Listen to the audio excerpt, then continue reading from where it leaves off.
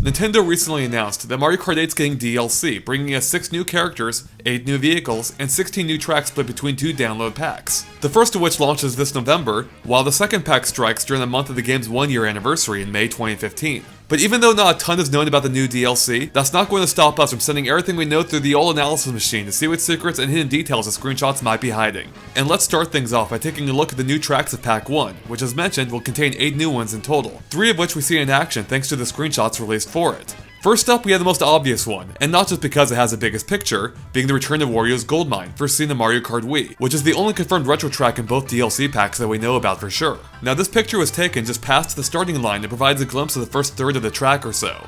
And based on what we can see, the track design so far appears to be identical to the before, with you driving along a minecart track as you pass under a Wario's Goldmine sign, before taking a steep downhill dip, then heading back up immediately after. You'll then curve to the left, as marked by the pair of identically placed arrows, before turning to the right into the tunnel here. But even though that all seems to be the same, there are some interesting things to point out here. For one, it seems as though the boost pad found during the dip in Mario Kart Wii might actually be missing this time around, as the portion of the track where it should be appears to be bare. Next, even though it's hard to tell just how upgraded the track's visuals will be based on this small image, there are some things we've already noticed. Such as the fact that even though the track was already set at dusk, it's even more pronounced now with a far more colorful skyline. On top of that, if we look at the buildings built into the canyon walls, we can see they now have their lights turned on. In fact, even that distant tunnel appears as if it may be illuminated from the outside too this time. In addition, we can see some additional machinery has been built into the walls. In fact, the machine here obstructs our view of some of the track ahead, preventing us from determining if the quarter pipe originally found there is back or not. Although Mario Kart 7's Wii retro tracks did retain the quarter pipe feature, so we'd be surprised if it's not back here too. And of course, we can see that the towering green pipes are back as well, although it does seem that the steam that emits from them may not be, unless the effect is just far more subtle now. Finally, even the Wario's Goldmine sign has been upgraded, with Wario striking a brand new pose, surrounded by even more gold coins and a new gold font. It really drives home the point that this man's greedy, and cleverly, you'll be able to collect some gold coins for yourself directly below. And on top of it all, literally, it looks like the sign's even been adorned with new yellow balls that appear to feature Wario's trademark purple W. Okay, that about covers it for Wario's Goldmine, but make sure to stay tuned for an upcoming video feature where I'll explore what else we might do to switch up this track. Next up, we have a track based on F-Zero, as clearly indicated by the starting line sign. And based on the saucer-like buildings in the background, we can tell this track will take place in that series' famous locale, Mute City. And the course appears to be an entirely new design too, as it doesn't match the track layout of any existing F-Zero game. But unfortunately, there's not too much we can actually glean from this image, besides the fact that the track curves to the right immediately after the starting line and begins to ascend. Now it's impossible to tell for sure, but it almost looks as if the track may be twisting here, which would make sense given that's something F-Zero is famous for. And we'd be very surprised if this track doesn't take full advantage of Mario Kart 8's anti-gravity mechanic. Now something else F-Zero is famous for is of course its raw speed, which was only enhanced by the many boost pads found throughout many of the courses. And since Mario Kart 8 also features boost pads, we can probably expect to find at least a few of them, if not a lot of them, on this track too. In fact, we can see what just might be a boost pad here, and another one up ahead. And if we look at the track just before it, we can see that although the green wall on the right appears to curve around the corner, the wall on the left breaks away, showing that you can continue straight ahead before turning here. So is this actually a split path here, or is there something else going on in the wide section just right of it? Regardless, it looks as if this course will be visually impressive. I mean, just check out that giant moon, or is that a dome, in the background? Next up is the final course of Pack 1 that was shown off, which takes place in an open-air stadium, complete with a giant tree visible through the gap below the roof. But this isn't just any stadium, but one based on the NES classic Excitebike. I mean, where else have you seen hills like that? Hell, they even had the classic 4-lane markings. In fact, though it's impossible to make out the individual letters, it seems as if the words Excitebike may even be written on the stadium itself. And in case there were still any doubt, you can even see a statue of an 8-bit Excitebike racer doing a wheelie here.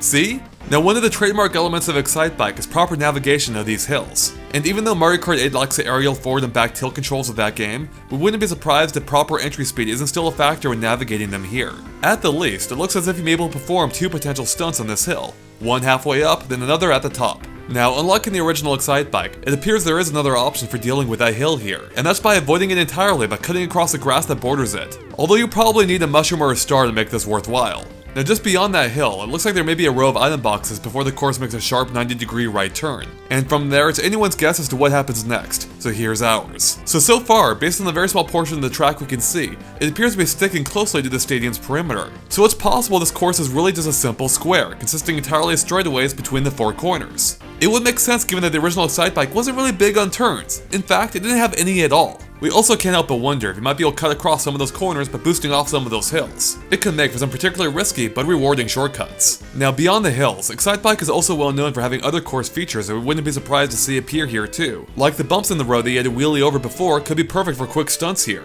whereas the pools of mud that you had to avoid in the original game could reappear, perhaps in the form of oil slicks, like in the Mario Kart GBA course. Alright, and that covers it for all the tracks shown off in Pack 1. So let's move on to Pack 2, of which we only see 2 new tracks in action. And the most notable of the 2 is the Animal Crossing course. But it's not just based on any Animal Crossing, but New Leaf, as its logo can be found on the starting line sign surrounded by berries. And the track appears to wind itself through a typical Animal Crossing village, with recognizable landmarks along the way, including a now fully grown town tree, a typical looking house, town hall, and the Able Sisters across the street. Oh, and since this is based on New Leaf, that means the second floor of the Able Sisters is likely the hairdresser Shampoodle. In fact, if we zoom in, you can even see the staircase leading up to it, just like in the original game. And of course, a bunch of villagers can be found spectating from the sidelines too, including Bob the Cat, Caroline the Squirrel, Pecan the Squirrel, Joey the Duck just behind her, and Mayeli the Duck. As for the track itself, well, once again we don't have much to go off of. But when has that ever stopped us before? So right off the starting line, we can see you'll have the chance to snake at item boxes across an arch bridge. And it looks like the arch might be just arched enough to allow you to perform a stunt. The track then bends to the right before it gets lost behind a giant tree. And that's all we know for sure, but let's get back to that bridge for a moment. Now, as in the Animal Crossing games, we're guessing it's there so you can cross over a river. In fact, if we look to the left, we can see what might just be a waterfall. And since rivers always have to flow to some other body of water, that means there will almost definitely have to be at least one more bridge for you to cross. Yeah, pretty exciting stuff, I know. But given that the rivers in Animal Crossing always flowed out past the beach and into the ocean, we think there's a good chance that this racetrack may swing by the beach too. Now something else Animal Crossing is famous for is its use of a real-time clock, meaning if you play at nighttime in real life, it'll be nighttime in the game as well. So could this be the case here too? We can imagine a sunset might look particularly nice in this level, especially with the mountains in the distance. And perhaps special events might even occur depending on what day you play on, such as KK Slider putting on a Saturday night show. After all, Smash Bros. Has already done the same basic idea with their Animal Crossing stage, so why can't Mario Kart? Alright, and that covers it for the Animal Crossing track, but there's still one more left. This mysterious forest one, which features a track that begins on a short straightaway before curving to the right into another straightaway that appears to descend. Now, whereas every other track we've seen so far is either based on an existing franchise or is a remake of a retro track, this one is the odd one out and doesn't appear to have any ties at all. In fact, if we take a look at the starting line here, we can see it says Mario Kart, instead of featuring another game's logo as with the F-Zero and Animal Crossing tracks. Which means the track isn't based on any existing game series. In fact, that Mario Kart logo is actually the modern version, which means this track has to either be a brand new track or a remake of a track from a Mario Kart game that uses that same logo, meaning either Mario Kart DS, Mario Kart Wii, or Mario Kart 7, since every retro track from a game earlier than those uses the classic Mario Kart logo instead. But since this track's layout doesn't appear to match any previous Mario Kart track, it seems that this is in fact the first all-new DLC track that's not based on anything at all. Okay, and that covers it for all the tracks we've seen, but thanks to Nintendo's press release we do know about one more. A track based on the Legend of Zelda. Unfortunately, that's all we know about it. Or is it? To answer that, let's take a look at both of the Animal Crossing characters coming to Mario Kart 8. Isabelle, of course, made her debut in Animal Crossing New Leaf, the same game on which the Animal Crossing track is based. Now, the villager, on the other hand, has appeared in all the Animal Crossing games. However, this one in particular is also based on New Leaf, as demonstrated by a shirt which says NTDO 1889, which first appeared in that game. And in case you're curious, NTDO is short for Nintendo, and 1889 is the year the company was founded. Yeah, some little trivia there for you.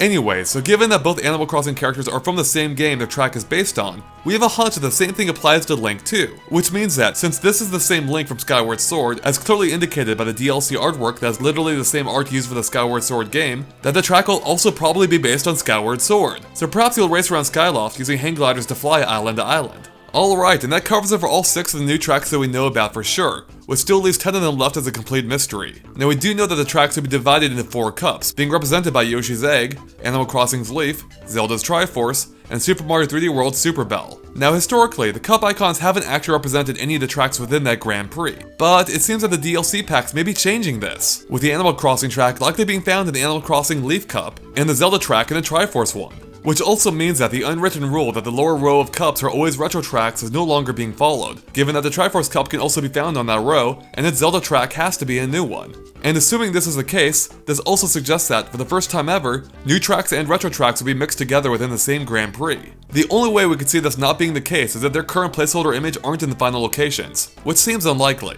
So given that 2 of the DLC cup icons seem to represent tracks found within, Could the same thing apply for the other 2 DLC cups as well? If so, that very well could mean that Super Mario 3D World inspired track might appear in the one marked by a Super Bell, given that the Super Bell is from that same game. But what about Yoshi's Egg? After all, there is already a Yoshi track in Mario Kart 8, being Yoshi's Valley. But that one's a retro track, which leaves the door wide open for a brand new Yoshi track, perhaps using the new Yoshi's Island or upcoming Yoshi's Woolly World as possible inspirations. So assuming that's the case, we may actually have some idea of what 8 or half of the total DLC tracks might be. And that covers it for everything we know about the upcoming DLC packs. But what about even more DLC in the future? After all, before this DLC was announced, people who had analyzed Mario Kart 8's source code apparently found 4 unused cup icons buried within the game. Now, one of those icons is actually an early version of the Yoshi egg in Pack 1, but what about the other 3 icons, being marked by a Shine Sprite, a Boo, and a Blue Shell? Realistically, they were probably just used as placeholder graphics until the actual DLC was decided on. But maybe they offer a hint of even more tracks to come.